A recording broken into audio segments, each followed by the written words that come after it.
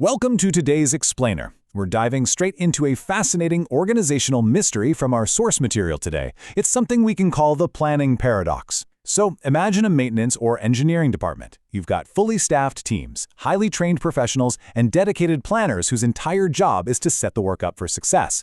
But despite all these resources, the actual work just isn't getting planned. The teams are out there constantly putting out fires instead of executing scheduled tasks. So why does a fully resourced planning team fail to get work planned? How in the world can more effort result in less output? Well, that's exactly what we're breaking down today. Which brings us to a core question we need to ask right out of the gate. What happens when a team plans too much?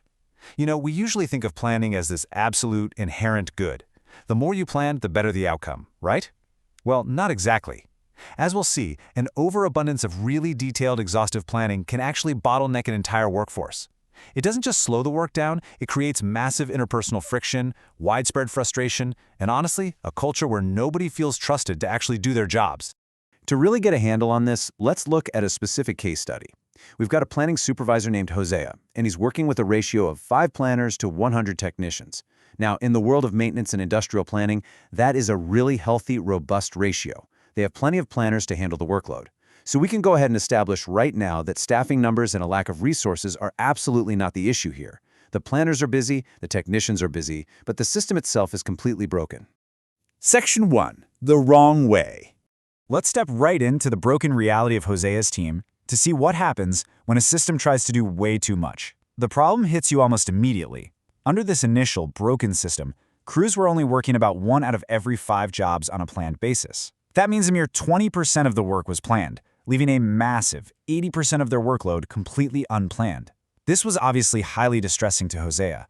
Management desperately wanted planned work, but the planning department just couldn't get the jobs out the door fast enough. And why? Well, because the planners were spending all their time writing incredibly detailed step-by-step procedures for absolutely every single plan. They were literally trying to script out the entire job from start to finish. And because the planners were stuck in the weeds scripting out all these meticulous steps, it triggered this massive backlog domino effect. Think about it. First, because the plans take so long to write, the crews out in the field run out of planned work super quickly. Second, because they still have to keep working, the technicians naturally just start tackling the unplanned backlog. Third, because the planners are spending all day writing these massive manuals for future jobs, they completely fall behind on their basic administrative duties, like actually filing away completed work orders. And finally, the ultimate penalty here. Because those old jobs aren't being filed, crews and supervisors completely lose out on historical parts lists and past job information. The whole system basically just cannibalizes itself. But it's not just a logistical nightmare. This extreme level of detail created some intense cultural friction. Take this quote from an actual electrician on Hosea's team. He told Hosea point blank that planning was just a waste of time. And honestly, can you blame the guy? He said, "I don't need to be told how to run a conduit. I don't need to be babysat." By handing a master tradesman an obsessively detailed manual for a basic task that he was explicitly trained to do, the planner wasn't helping him at all. The planner was micromanaging him. It completely eroded all the respect between the planning department and the field crews. And, this friction definitely went both ways. The planners were just as frustrated. In one instance, a planner had written up a super detailed plan, advising a crew to rewind a motor in-house. But out in the field, the supervisor and the technician took a look at the situation and decided, hey, it actually makes way more sense to just send this motor out to a local shop. Well, when the planner found out they deviated from the script, they were furious. They actually asked Hosea to escalate the matter to the plant manager. No joke, a planner wanted executive intervention simply because a field supervisor made a practical, real-time decision about a motor rewind. And this right here is exactly what happens when planners start viewing their plans as rigid laws rather than just helpful guides. Section 2. The right way. But there is a solution to all this madness. Let's look at how a fundamental shift in planning philosophy completely changes Hosea's outcomes. And get this, they did it without hiring a single new person or changing the basic nature of the work. The turnaround is pretty incredible. By just changing their approach, Hosea's team jumped from 20% planned work all the way to 80% planned work. Suddenly, 4 out of every 5 jobs are being worked on a planned basis. The planners are finally staying ahead of the crews, and they're able to provide planning for all the work orders that supervisors haven't immediately jumped on themselves. So how did they pull off this massive increase in volume? Simply by doing less. Specifically, they abandoned extreme detail in favor of giving technicians a flexible head start.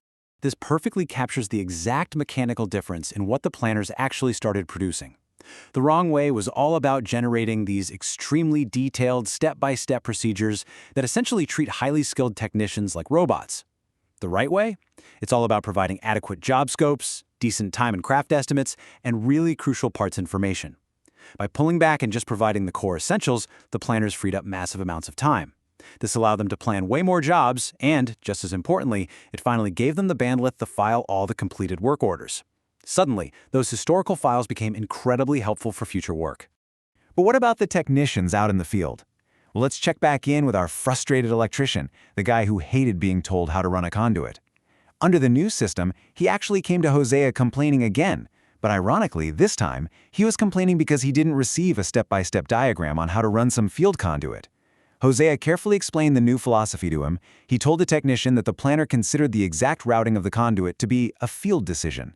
Now, the planner had still gone into the system and reserved 60 feet of conduit to make sure there wouldn't be any parts delays. They provided the materials, absolutely, but they trusted the technician's layout skills to actually route it. We also see a complete behavioral shift happening inside the planning department itself.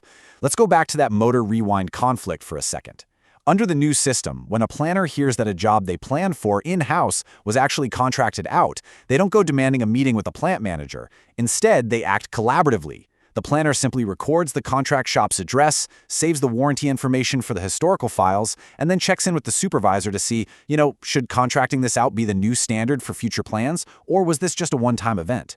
They're acting to save feedback on actual job performance, which turns a deviation from the plan into a really valuable learning opportunity.